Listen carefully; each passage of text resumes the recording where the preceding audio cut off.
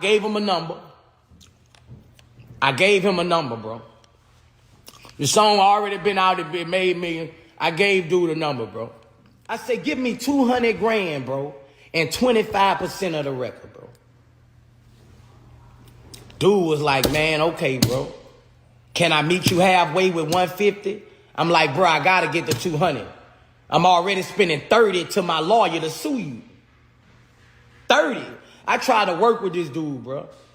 All that pulling shit, bro. That nigga ain't knock on my door, bro. I ain't heard from him since. Work with that dude, bro. Now when the suit come, bro, you gonna pay me for emotional damages, Instagram, everything, bro. And I'm telling him this. I woke up to a lot of hate this morning from a lot of fans mad because I'm going after my money in a legal way from I guess some of their favorite artists, but I got a question. If these 3 or 4 people was white artists who did this to me, would y'all still have this ill will towards me? Or would y'all be saying, get because when Marvin Gaye people got the money from the white boy, Robin Thicke, the whole internet praised it. Everybody praised it. So would y'all still have that ill will towards me if there was some white boys who did this to me?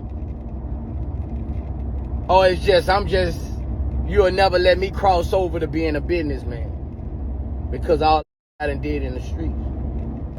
Another thing I woke up to in my DM. This ain't the Boosie I know, dog. You know how you supposed to handle it. So now you don't want me to sue a nigga, you want me to shoot a nigga. This ain't the Boosie you used to know, nigga. Period. Just cause somebody take your son, that don't mean they trying to kill you. You're ignorant, bro. All this morning, this ain't the Boosie I grew up on. You tripping, nigga. So you don't want me to sue a nigga. You want me to shoot a nigga.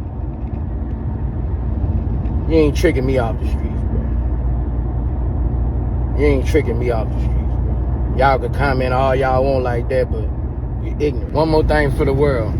When y'all gonna look at me as a businessman? I got my own liquor, my own chips, my own noodles, CEO of a label, own water, pushing out my own films. When y'all gonna look at me as a businessman? I'm not in the streets. I'm from the streets, but I don't get my money off the streets. I'm not on the block. I get my money through business that has nothing to do with the streets. So when y'all gonna look at me like the bosses in the game, like the J Princes, like 50? Like when y'all gonna look at me like that? Cause if 50 sue y'all, y'all gonna praise my nigga. You can't play with him. That nigga coming for head. But if Boosie sue y'all, I'm a rat. I guess it's cool when they do it, but it's a problem when I do it. When y'all gonna accept me? Oh, yo, it's Big Ant, the spokesman, man. We back. Another edition of Urban Politicians TV, UPTV. Make sure you stay on your pivot at all times, man. Had to come tap in, and the way the game go out here, at times you might get caught up in a situation where you'll be damned if you do and damned if you don't. And I think that applies right here when it comes to Boosie and the way the internet conversation is going as far as the feedback he's receiving and things from the comment section once he went live last week and decided to announce that he would be taking legal action toward Raw Wave, Kodak Black, and YG for either over lyrics that were being reused or songs. He eventually broke it down that he does own part of these songs and he have his writer's credit and he's supposed to be compensated for it. I do want to say this. I can't tell no man how to feel about his story, his work, his grind, what he actually put in himself as a creator and a writer, how to feel about other people resampling, remaking, or remixing what he created. If he feel like, hey, I got my business together, I should be compensated, I can't tell no creator that, because that's his work. That's his creation. Whether he remixed the song himself, if everything's straight, the business is the business, even if the business wasn't straight. If he had an opinion about it and it was remixed from what he did, he got a right to feel that way. Just keeping it all the way 1,000. But when it comes to other things that's going on, I'll tell you this. For one, of course, if somebody see a white man get over on a black man, bro, niggas is most definitely gonna be like, nah, go get your scratch, bro. We can't help how the history went in America. We know what that is already. That's a whole nother conversation. So of course, if a black man get took advantage of, or his stuff get taken by a white man, hell yeah, niggas is gonna jump behind you and rally behind you. Most definitely. So that conversation right there is a given for Boosie and anybody else, of course. Now, I'll tell you this, just keep it all the way 1,000. Boosie's created a perception for himself online. I don't make the rules. The internet is going to internet. The internet, they want you to be a superhero Negro at all times, my nigga. They want you to stand on gangster business. They want you to never go to the police. They don't even want you to do any type of business. But Boosie, keep it in 1,000, you created that perception for yourself, because you always speak on street things. You always bring the street mentality to the internet, so people are naturally going to look and pick for you to not do any type of thing when it comes to suing, when it comes to legal action and things like that. They gonna think, oh, well, nigga, you on the internet talking the gangster talk all the time. You do your own thing. Any man out here do your own thing. I'm just telling you how the internet is going to perceive it. And a lot of them is going to be trolls. We don't ever want Boosie to crash out, kill nobody, shoot nobody over no BS or period, my nigga, for what? Boosie got kids, he a father, got people depending on him. We don't want that nonsense out here. We going to always speak against that.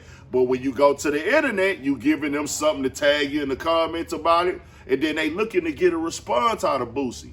Just keeping it all the way 1,000. But he's created that energy for them to take them shots at him, because he's called everybody out about snitching. He's called everybody out about telling. He's always talking the gangster talk. And the other rappers who come from that, you don't see them do that as much. They not online speaking all the time. But when you online speaking all the time, you create the perception, well, holler at him about this street stuff, or he talking about that street stuff.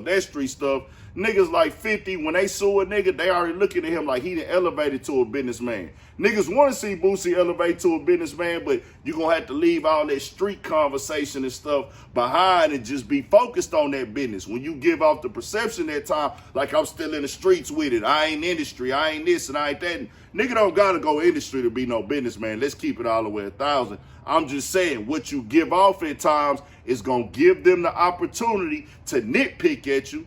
Because even if you wasn't doing that, if you was out here positive every day, pushing good stuff, not even on the negativity, they was going to nitpick at you either way. So you got to know that just come with the game for anybody. That ain't even just with Boosie. Just keeping it all the way 1,000. But hopefully him and Raw Wave can work that out. He say he ain't talked to Raw Wave. I heard him speak on the situation with YG. I don't know where that stands as of right now. But like I said before, I can't tell Boosie how to feel. But when you bring it to the internet, and you bring it public, you giving the people the opportunity to come and DM you this stuff and tell you negativity and try to tell you to crash out. It's just how the game go. Tell me what y'all think. We got more coming, more videos, all at 1,000. Stay on your pivot for shit show.